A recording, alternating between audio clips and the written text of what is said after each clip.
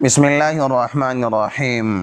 السلام علیکم روحانی وظیفہ سینٹر کے پیارے بھائیوں اور بہنوں، جس گھر میں یہ دعا پڑھی جاتی ہے اس گھر پر زمین اور آسمان کے خزانے برستے ہیں۔ نبی کریم صلی اللہ علیہ وسلم نے فرمایا کہ یہ دعا فرشتوں کو بھی عاجز کر دیتی ہے۔ ناظرین، حضرت موسیٰ علیہ السلام کی والدہ کا گھر شہر سے باہر تھا اور آپ کبھی والدہ کے پاس ہوتے اور کبھی شہر آ جاتے۔ ایک مرتبہ آپ ظہر کے وقت یا مغرب اور عشاء کے درمیان مصر شہر میں داخل ہوئے، اور یہ وقت عموماً کچھ غفلت کا وقت ہوتا ہے۔ لوگ قیلولہ کر رہے ہوتے ہیں یا کھانا کھا رہے ہوتے ہیں۔ آپ نے دیکھا کہ دو آدمی آپس میں لڑ رہے ہیں، جن میں سے ایک قبطی تھا جو فرعون کی قوم میں سے تھا، اور دوسرا اسرائیلی تھا جو حضرت موسیٰ علیہ السلام کی قوم میں سے تھا۔ اسرائیلی نے موسیٰ علیہ السلام کو دیکھا تو قبطی کے ظلم اور زیادتی کی شکایت کی اور ان سے قبطی کے مقابلے میں مدد مانگی۔ یہ قبطی فرعون کے مطبخ یعنی باورچی خانے میں روٹی پکاتا تھا، اور یہ اسرائیلی شخص کو فرعون کے مطبخ کے لیے لکڑیاں اٹھوانا چاہتا تھا، اور اس معاملے میں قبطی غلطی پر تھا۔ حضرت موسیٰ علیہ السلام پہلے ہی سے فرعون اور اس کی قوم کی بنی اسرائیل پر ظلم و ستم کو جانتے تھے، اور اس وقت اپنی آنکھوں سے قبطی کے ظلم کو دیکھ رہے تھے۔ چنانچہ آپ نے پہلے تو اس قبطی کو سمجھایا، مگر وہ نہیں مانا، تو حضرت موسیٰ علیہ السلام نے تأدیباً اس قبطی کو ایک گونسا مارا، جس کو وہ قبطی برداشت نہ کر سکا اور وہی مر گیا۔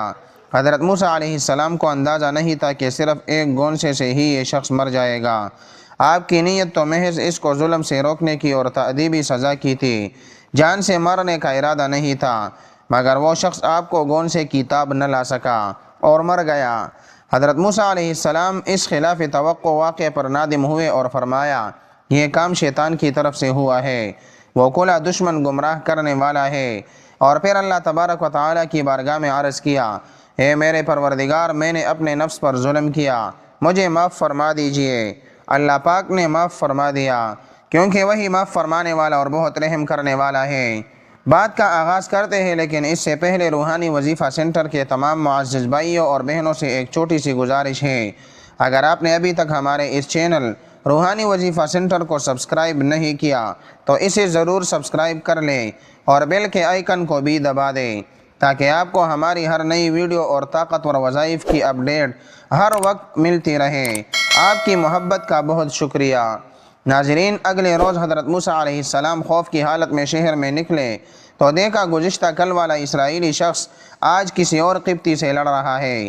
یہ اسرائیلی شخص پہلے دن تو بے قصور تھا، دوسرے دن بھی گو اس کا جرم واضح نہیں تھا، لیکن مسلسل 2 دن جھگڑنے کی وجہ سے ظاہر یہی تھا کہ اس شخص کے مزاج میں بھی کچھ فساد ہے۔ لہذا حضرت موسیٰ علیہ السلام نے اولاً اسرائیلی کو تنبیہ فرمائی کہ تم ہی شرارتی معلوم ہوتے ہو، پھر آگے بڑھ کر ان کے جھگڑے کو ختم کرنے کے لیے قبطی کو پکڑ کر الگ کرنا چاہا کہ اسرائیلی ڈر گیا اور وہ سمجھا کہ شاید آج مجھے سزا ملے گی، اس لیے مجھے ڈانٹا گیا ہے، اور اس نے خوف کے عالم میں یہ جملہ کہہ دیا کہ اے موسیٰ، کیا آپ مجھے قتل کرنا چاہتے ہیں جیسا کہ گزشتہ روز آپ نے اس شخص کو قتل کیا؟ ناظرین، اس جملے کا سننا تھا کہ قبطی نے جھگڑا چھوڑا اور دوڑ کر فرعون اور اس کی کابینہ کو اطلاع دے دی کہ گزشتہ روز قتل ہونے والے قبطی کے قاتل موسیٰ علیہ السلام ہے۔ بہرحال حضرت موسیٰ علیہ السلام سے گناہ کا صدور نہیں ہوا تھا، بلکہ غیر ارادی طور پر قتل ہو گیا تھا، اور اس پر آپ علیہ السلام نے فوراً ہی استغفار کیا تو اللہ نے بخشش کا پروانہ بھی جاری کر دیا اور آپ کا مواخذہ نہیں فرمایا۔ یہاں حضرت مفتی محمد شفیع رحمۃ اللہ علیہ اس آیت کے تحت فرماتے ہیں کہ اس آیت کا حاصل یہ ہے کہ اس قبطی کافر کا قتل جو حضرت موسیٰ علیہ السلام سے بلا ارادہ صادر ہو گیا تھا، موسیٰ علیہ السلام نے اس کو بھی اپنے منصب نبوت اور رسالت اور پیغمبرانہ عظمت اور شان کے لحاظ سے اپنا گناہ قرار دے کر اللہ سے مغفرت طلب کی تو اللہ تعالیٰ نے انہیں معاف فرما دیا۔ حضرت موسیٰ علیہ السلام سے ایک آدمی نے درخواست کی کہ اسے جانوروں کی بولی سکھا دے تاکہ وہ ان کے درمیان ہونے والی گفتگو کو سمجھ سکے۔ حضرت موسیٰ علیہ السلام نے اس سے فرمایا کہ اس بات کو چھوڑ دیں، کیونکہ اس میں بہت سے خطرات پوشیدہ ہیں، اور ناظرین، قاعدہ ہے کہ جب انسان کو کسی بات سے منع کیا جائے تو اس بات کی طرف رغبت اور زیادہ ہو جاتی ہے۔ تو وہ شخص حضرت موسیٰ علیہ السلام سے عرض کرنے لگا کہ آپ اللہ کے نائب ہیں، میری درخواست قبول فرمائیے۔ حضرت موسیٰ علیہ السلام نے فرمایا، کل کو تو پچھتائے گا، کیونکہ تو نہیں جانتا کہ تیرے لیے کون سی چیز بہتر ہے اور کون سی چیز تیرے لیے نقصان دہ ہے۔ اسی اثناء میں اللہ تعالیٰ کی بارگاہ سے حکم ہوا کہ اے موسیٰ اس کی تمنا پوری کر دے۔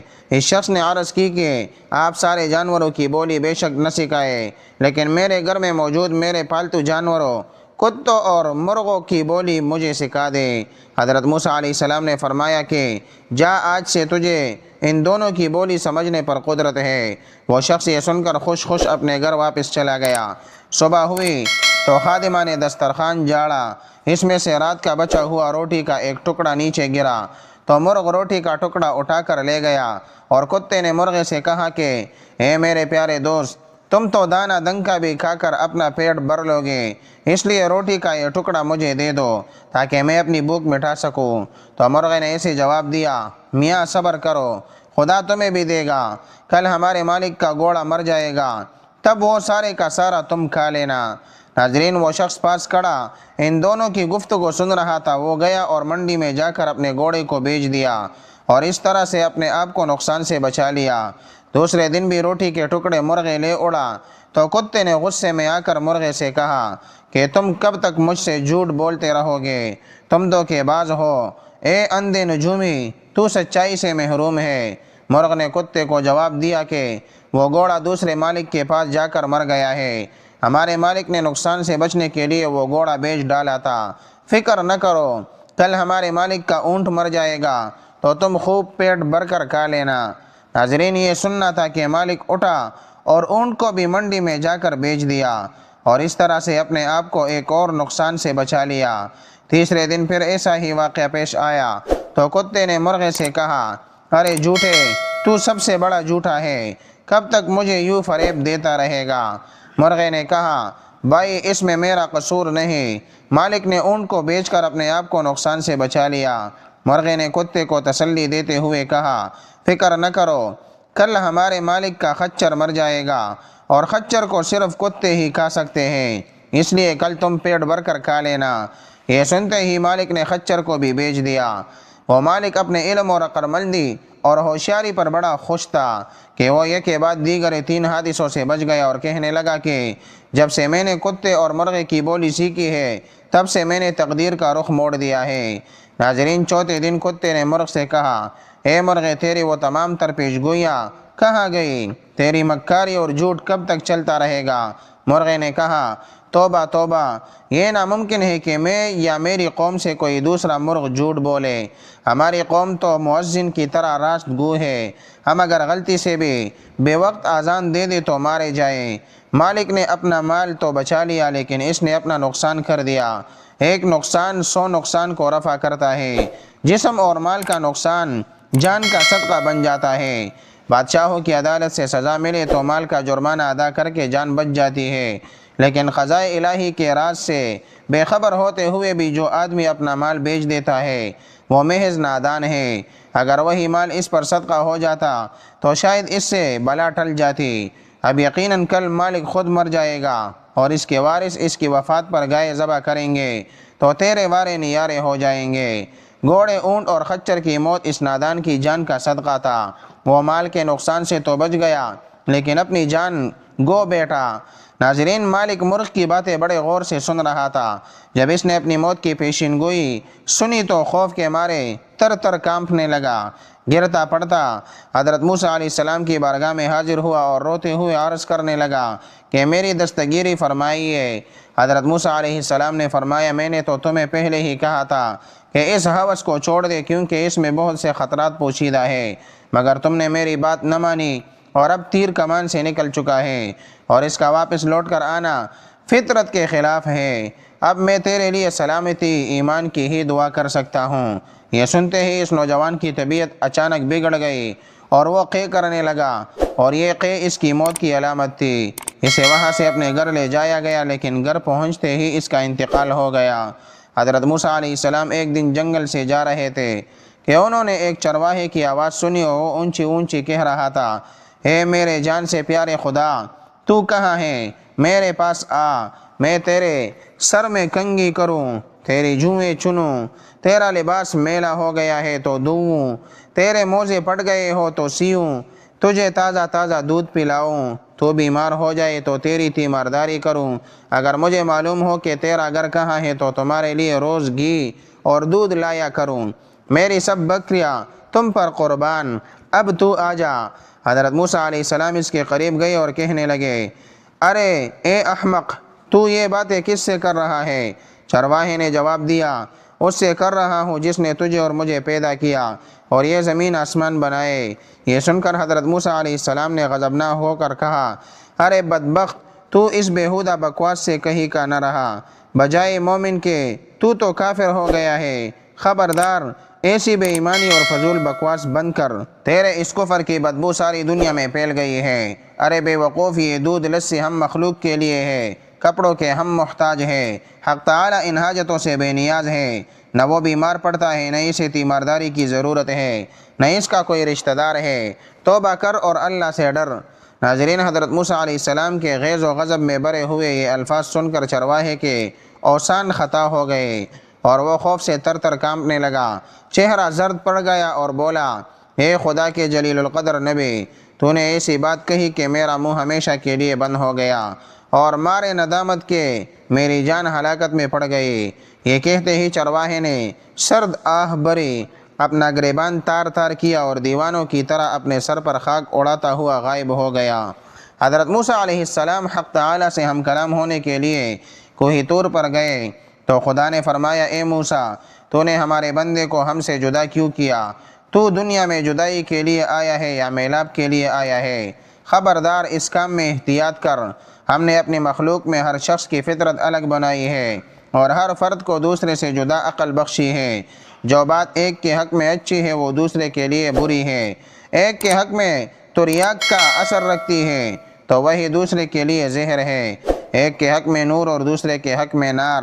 ہماری ذات پاکی اور ناپاکی سے مبرہ ہے۔ اے موسیٰ، یہ مخلوق ہم نے اس لیے پیدا نہیں فرمائی کہ اس سے ہماری ذات کو فائدہ پہنچے، اسے پیدا کرنے کا مقصد تو یہ ہے کہ اس پر ہم اپنے کمالات کی بارش کریں۔ جو شخص جس زبان میں بھی ہماری حمد و ثنا کرتا ہے اس سے ہماری ذات میں کوئی کمی بیشی واقع نہیں ہوتی۔ مداح کرنے والا خود ہی پاک صاف ہوتا ہے۔ ہم کسی کے قول اور ظاہر پر نگاہ نہیں رکھتے، ہم تو باطن اور حال دیکھتے ہیں۔ اے موسیٰ، خرد مندوں کے آداب اور ہے، دل جلو اور جان نثاروں کے آداب اور ہے۔ حضرت موسیٰ علیہ السلام نے جب خدا کا یہ عتاب آمیز خطاب سنا تو سخت پشیمان ہوئے اور بارگاہ الہی میں نہایت ندامت اور شرمساری سے معافی مانگی، اور اسی اضطراب اور بے چینی میں اس چرواہے کو ڈھونڈنے جنگل میں نکل گئے۔ صحرا بیابان کی خاک چھان ماری پر چرواہے کا کہیں پتہ نہ چلا، اس قدر چلے کہ پیروں میں چھالے پڑ گئے، لیکن تلاش جاری رکھی اور آخر آپ اسے پا لینے میں کامیاب ہوئے۔ چرواہے نے انہیں دیکھ کر کہا، اے موسیٰ، اب مجھ سے کیا خطا ہوئی کہ تم یہاں بھی آ پہنچے؟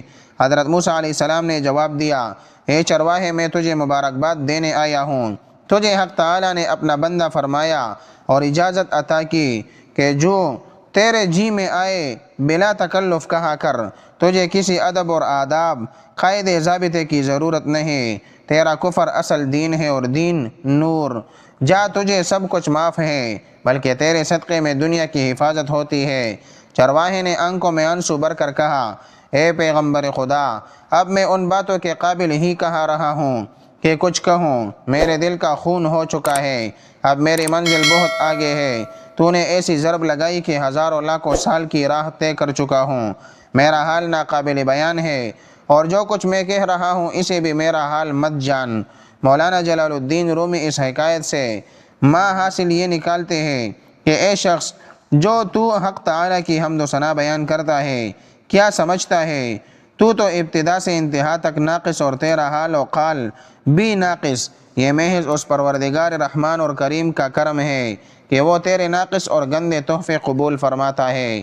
حضرت موسیٰ علیہ السلام کے زمانے میں ہی ایک شخص تھا جو اپنی توبہ پر کبھی ثابت قدم نہ رہتا، جب بھی وہ توبہ کرتا اسے توڑ دیتا، یہاں تک کہ اسے اس حال میں 20 سال گزر گئے۔ اللہ تعالیٰ نے حضرت موسیٰ علیہ السلام کی طرف وحی کی کہ میرے اس بندے سے کہہ دو کہ میں تجھ سے سخت ناراض ہوں۔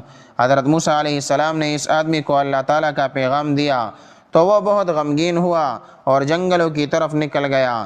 اور وہاں جا کر بارگاہ رب العزت میں عرض کی کہ اے رب ذوالجلال، تیری رحمت کم ہو گئی یا میرے گناہوں نے تجھے دکھ دیا ہے، تیری بخشش کے خزانے ختم ہو گئے یا بندوں پر تیری نگاہ کرم نہیں رہی، تیرے عفو اور درگزر سے کون سا گناہ بڑا ہے؟ تو کریم ہے، میں بخیل ہوں، کیا میرا بخل تیرے کرم پر غالب آ گیا ہے؟ اگر تو اپنے بندوں کو اپنی رحمت سے محروم کر دے گا تو وہ کس کے دروازے پر جائیں گے؟ اگر تو دھتکار دے گا تو وہ کہاں جائیں گے؟ اے رب قادر و قہار، اگر تیری بخشش کم ہو گئی اور میرے لیے عذاب ہی رہ گیا ہے تو تمام گنہگاروں کا عذاب مجھے دے دے کہ میں ان پر اپنی جان قربان کرتا ہوں۔ اللہ تعالیٰ نے موسیٰ علیہ السلام سے فرمایا کہ جاؤ اور میرے بندے سے کہہ دو کہ تو نے میرے کمال قدرت اور عفو اور درگزر کی حقیقت کو سمجھ لیا ہے، اگر تیرے گناہوں سے زمین بھر جائے تب بھی میں بخش دوں گا۔ حضرت امام غزالی رحمۃ اللہ علیہ جیسا کہ نبی کریم صلی اللہ علیہ وسلم کی حدیث مبارکہ ہے کہ رسول اللہ صلی اللہ علیہ وسلم نے فرمایا، اگر تم اتنی غلطیاں کرو کہ تمہاری غلطیاں آسمان تک پہنچ جائے مگر تم اس کے بعد توبہ کر لو تب بھی اللہ عز و جل تمہاری توبہ کو قبول فرما لے گا۔ حضرت ابو ہریرہ رضی اللہ عنہ سے مروی ہے کہ نبی کریم صلی اللہ علیہ وسلم نے فرمایا، کیا میں تمہیں ایسی چیز نہ بتاؤں جس کے ذریعے اللہ درجات بلند فرماتا ہے اور گناہوں کا کفارہ بناتا ہے؟ طبعی ناپسندیدگی کے باوجود خاص طور پر سردی کے موسم میں خوب اچھی طرح وضو کرنا، کثرت سے مسجدوں کی طرف قدم اٹھانا اور ایک نماز کے بعد دوسری نماز کا انتظار کرنا۔ حضرت عبداللہ بن عمر رضی اللہ عنہ کہتے ہیں کہ رسول اللہ صلی اللہ علیہ وسلم نے ان سے بیان کیا کہ اللہ کے بندوں میں سے ایک بندے نے یوں کہا، یا رب لک الحمد کما ینبغی لجلال وجہک ولعظیم سلطانک۔ اور اس دعا کا ترجمہ یہ ہے کہ اے میرے رب، میں تیری ایسی تعریف کرتا ہوں جو تیری ذات کے جلال اور تیری سلطنت کی عظمت کے لائق ہے۔ تو یہ کلمہ ان دونوں فرشتوں یعنی کرامن کاتبین پر مشکل ہوا اور وہ نہیں سمجھ سکے کہ اس کلمے کو کس طرح لکھے۔ آخر وہ دونوں آسمان کی طرف چڑھے اور عرض کیا، اے ہمارے رب، تیرے بندے نے ایک ایسا کلمہ کہا ہے جسے ہم نہیں جانتے، کیسے لکھے؟ اللہ تبارک و تعالیٰ نے فرمایا، میرے بندے نے کیا کہا ہے، حالانکہ اس کے بندے نے جو کہا ہے اسے وہ خوب جانتا ہے۔ ان فرشتوں نے عرض کیا کہ یا اللہ، تیرے بندے نے یہ کلمہ کہا ہے، یا رب لک الحمد کما ینبغی لجلال وجہک ولعظیم سلطانک۔ تب اللہ نے فرمایا کہ اس کلمے کو انہی لفظوں کے ساتھ نامہ اعمال میں اسی طرح لکھ دو جس طرح میرے بندے نے کہا ہے، یہاں تک کہ جب میرا بندہ مجھ سے ملے گا تو میں اس وقت اس کو اس کا بدلہ دوں گا۔ ویڈیو کے اختتام پر ایک بار پھر یاد دلاتا چلوں کہ اگر آپ چاہتے ہیں کہ آپ کو ایسے ہی بابرکت وظائف روزانہ ملتے رہے تو روحانی وظیفہ سینٹر کو ابھی سبسکرائب کر لیں اور بیل آئیکن کو پریس کر دیں تاکہ آپ کا اور ہمارا یہ روحانی رشتہ قائم رہے۔ تو ناظرین، اس دعا کو اپنی روزمرہ کی زندگی میں شامل کریں، اپنے بچوں کو کھانے کے دسترخوان پر یہ دعا ضرور پڑھائیں، کیونکہ یہ دعا اللہ سبحانہ و تعالیٰ کی بہترین حمد و ثنا کے الفاظ پر مشتمل ہے، اور جن گھروں میں یہ دعا پڑھنے اور پڑھانے کا انتظام کیا جاتا ہے ان گھروں پر اللہ کی خاص رحمتیں برستی ہے، اور ایسے گھر اللہ کی عطا کردہ خوشحالیوں، رحمتوں اور برکتوں کا گہوارہ بن جاتے ہیں۔ اللہ سبحانہ و تعالیٰ